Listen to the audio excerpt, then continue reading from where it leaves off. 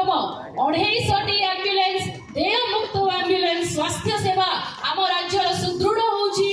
प्रत्येक ओडिशावासी गर्भवती माँ हूँ बा शिशु हूँ तांको पर्यंत एई एम्बुलेंस पहुँचब एवं जो प्रतिक्रियार समय रहुची से समय ह्रास पाइब एवं उच्च कोटिर स्वास्थ्य सेवा प्रत्येक ओडिशावासी पाइबे।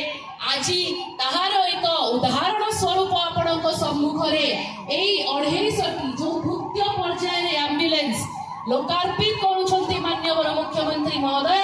प्रथम पर्यायर 150टी एम्बुलेंस लोकार्पित हेछि।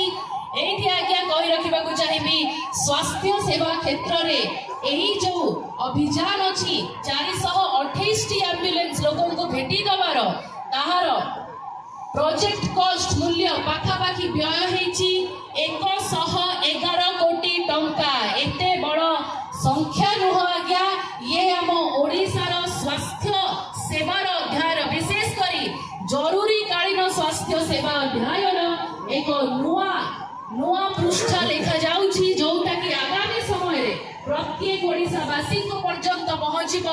जो आम ओडिया भाई आम ओडिया गर्भवती माँ माने स्वास्थ्य सेवा पाइबारे विलंब होउथला तेबे एई जरूरी कालीन सेवा एई एम्बुलेंस 108 एम्बुलेंस देय मुक्त एम्बुलेंस तांको पर्यंत पहुँचब एवं यथा शीघ्र से आम ओडिशार समस्त विशेष हॉस्पिटल्स पर्यंत पहुँचे स्वास्थ्यवान हेबे एवं आम विकसित ओडिशार जो